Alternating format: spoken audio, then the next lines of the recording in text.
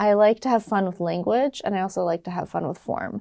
So I like to say this book is like apocalypse, but fun. I love that.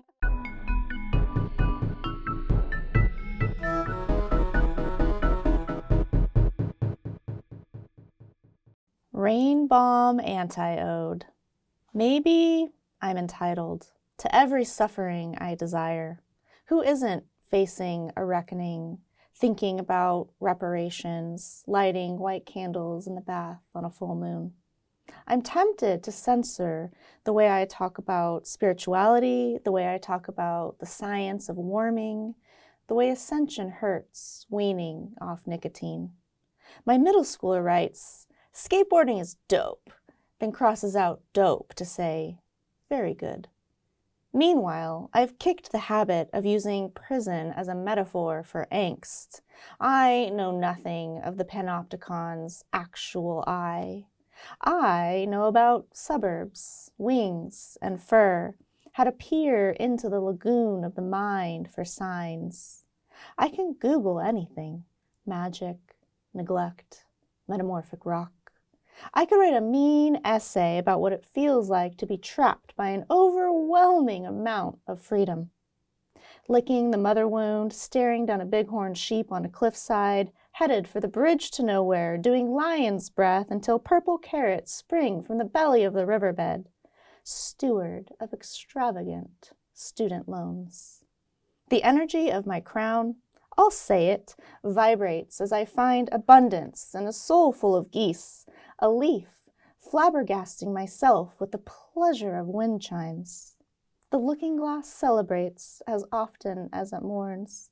Blue-footed booby, black rhino, Javan tiger. I still only know how to change one thing at a time, sitting outside, rocking. Imagine sending tendrils down to the molten core of the planet like an anchor. I'm tempted to censor myself any time I write light, but screw it, I'm in training to resist the myths of the old bishops. I have a good relationship with my third eye. It's really dope. Some mornings, I wait outside for dawn to strike, doing nothing but feeling radical, while the terrier from the shelter works on a bone. We trot around together, sniffing and looking, singing little songs. I'm happy, he says to me all the time. Thank you, I say back, and marvel at a few well-kept lilies bouncing out from a brick wall.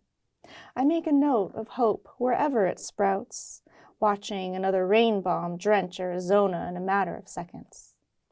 Nancy Woo, your collection, I'd Rather Be Lightning, was just a delight to read. It was an electric read. And I sort of just want to start, especially after that first poem. This whole collection has this ferocity to it, but it also has this controlled calm, and sort of use the word radical in that poem. It has sort of like a radical spine to it. When you were writing these poems, were those sort of the themes or energy that you knew you were putting into it? Or did it sort of, was it one of those collections that like wrote itself and you were just along for the ride? Well, thank you, first of all. Yeah, I wrote them all during a period of time, most of these during a period of time when I was really concerned and upset and fearful about climate change and the way the world was going. So I do feel like there was a lot of passion that I was feeling at the time. Passion, not just in the sense of like, you know, fear, but also intensity, you know, and I think that's where the title comes from. I'd Rather Be Lightning. I've always felt like a very intense person, like many artists are, I suppose. So I don't know if I'd say it was all intentional. It was just the vibration, the feeling that I was experiencing at the time as I was writing the book. I wrote most of it in 2020 and 2021 during our M.F.A. program at Antioch, and so it was during that time when we were during COVID that everything was being flipped upside down, and there was a lot of, you know, intense energy going on. So that's kind of where a lot of the book came from. The consistency of that energy throughout the book, no matter your poems, which change in form. You have redacted poems, you have word searches, you have these collages in there. I think we get that the whole way through, and I think that's what, at least for me, kept me going as the reader, just this ferocity and fierce just exploration of feeling and art and animals and nature. And it was just, yeah, it had a real like tenor to it. This poem in particular, I love what you do when you sort of call out the way we censor ourselves, especially the way we talk about ourselves, the way we talk about what we're passionate about. Why was that important to sort of discuss? I think that's, we do that all the time. We censor ourselves to appease different people or talk about certain topics so we don't sound stupid. You know, we want to sound intelligent, and so we don't use the word dope. We use the, you know, very good. And yeah, so how was that awareness sort of played into it for you? Yeah, so I first learned about climate change when I was in college, like 15 years ago. But at the time, I was like, wow, this is such a huge issue. I'm sure there's like really smart people out there taking care of it. There's scientists and there's politicians who like, they've got this, right? Like, I'm just a nobody. Like, I can go and live my life and not super worry about this huge issue. However, when during 2020, when the pandemic occurred, everything kind of imploded for me in realizing, oh, there aren't actually people who are addressing this issue in the way that it needs to be addressed in a big scale. You know, governments and politicians not doing what they need to do. And so that created just a sense of, how do I talk about this with people? Because, you know, on a regular everyday basis, talking about really heavy subjects like climate change doesn't make you popular in my feeling on it. You know, it's like, oh, how am I hanging out with my friends at a, you know, coffee shop or going out to dinner, and just how do I talk about these things? So it created this sense what of, do you guys want for appetizers? Also, the world is ending. Yeah, and I carried this like really heavy load, you know, as many of us do, knowing about the issue inside of me. And I was just having a really hard time thinking about how to talk about it on a regular everyday basis, which is why it came out in my poetry, I think. Yeah, and I love the permission you give people. A lot of this feels like a permission slip. It's a permission slip to lean into nature. It's a permission slip to be pissed about what's happening in nature. It's a permission slip to be yourself and own talking about your, you know, crown chakra and not have to censor who you are. So I think for this first poem, I think a lot of this poem does that. It talks about lighting candles. It talks about ritual. And I think this whole collection kind of feels like a weird radical ritual. Yeah, ritual is a big part of my life. I consider myself a little bit of an eco witch.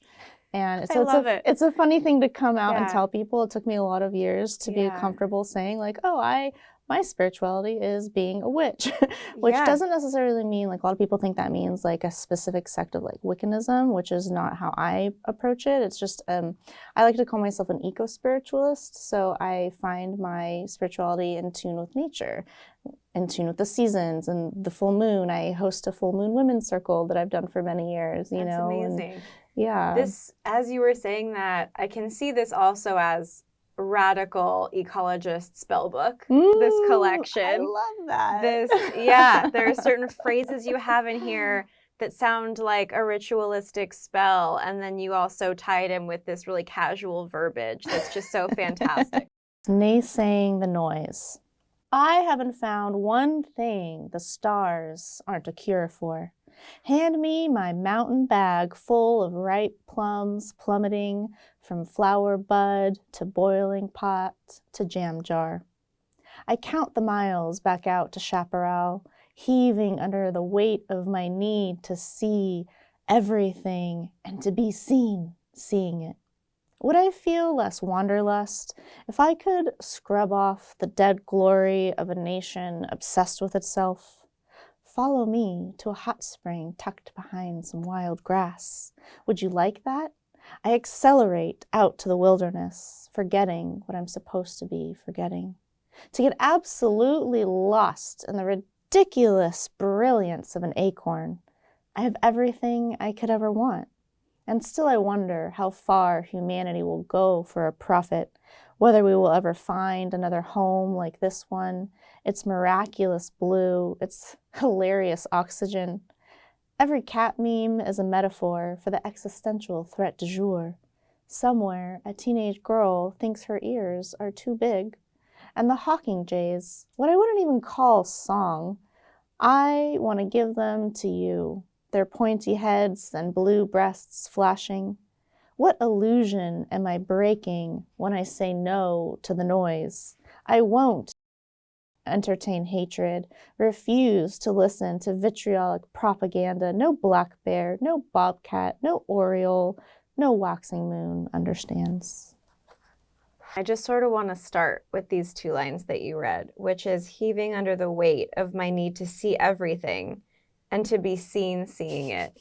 That stuck out to me. Was this poem, was this collection, it seemed like there was a duality between wanting to bring people's attention to what needs to be seen and also on like a really personal level, like a need to be seen. And you sort of talked about, having to censor yourself or, nervous to tell people you're an eco-witch or things like that.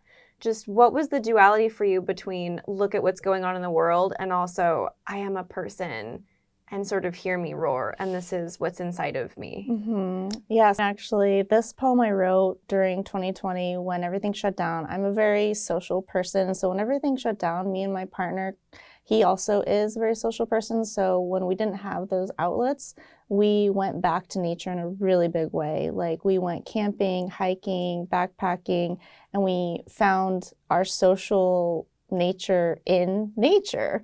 And that line actually comes from a little bit of this feeling of the Instagramification of everything, a little bit of like, I'm out here in nature where no one else is, just me and my partner and the trees and the animals and the birds.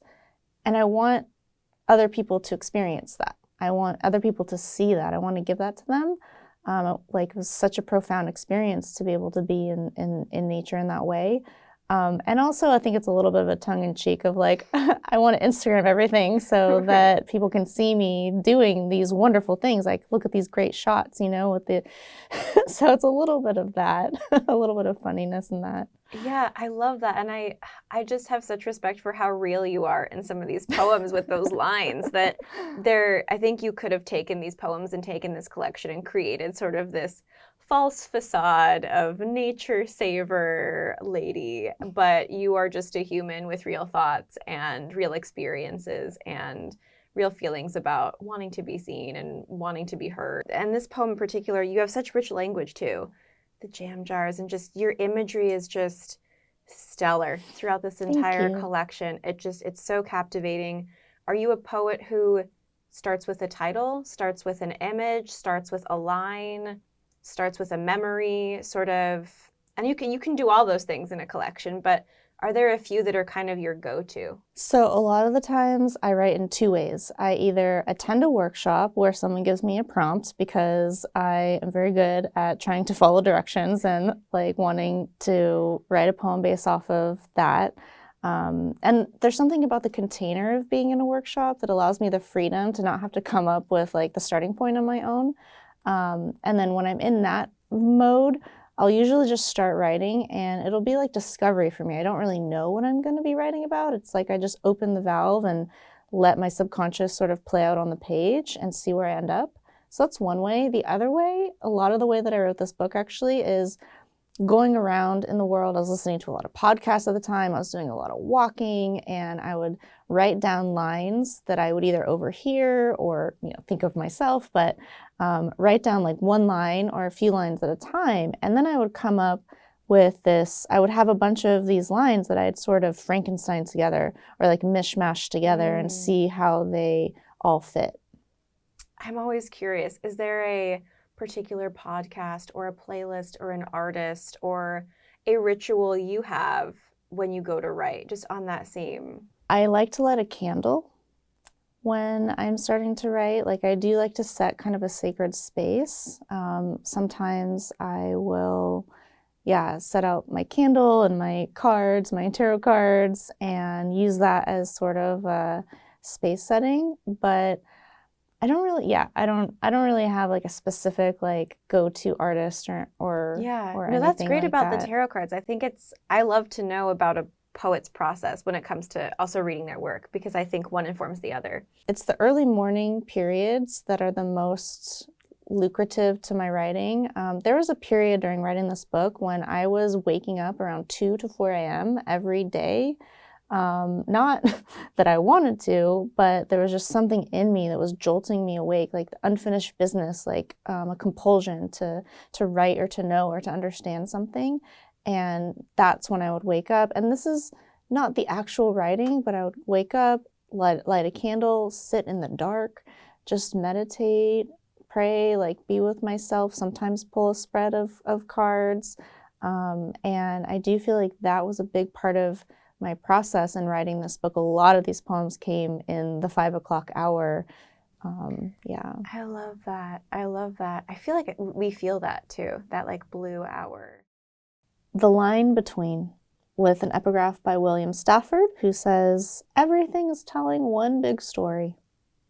In a dream, we're at a lake, skipping sun-worn pebbles into the afternoon. The sky is always a hazy shade of pink.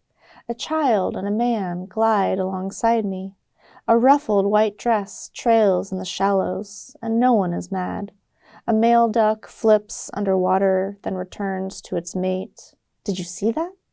The image wavers, static interruption. Lifetime member of the Frequent Criers Club, I wake like a sponge needing to be wrung out, seeking a safe place to become a mountain. In a house where a father has lost all sense of where a kitchen knife belongs, a child becomes a rain cloud hovering. 2 decades later, my lover's drunken thunder throws me into the current again.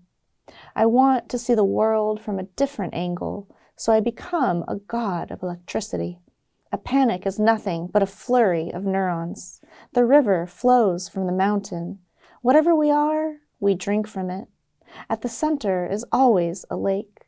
As if I am already a mother watching a toddler ripple into adulthood, I wave goodbye out the window, and then suddenly I'm still, as if alone, as if endless, as if here for a moment, weightless."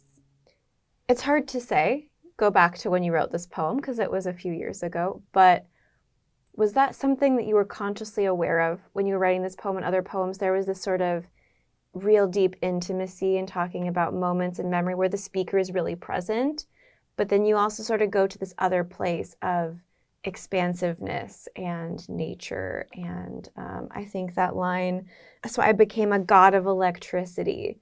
How different from the opening line, in a dream we were at a lake. That intimacy versus, the distance a god would have to a planet. Yeah.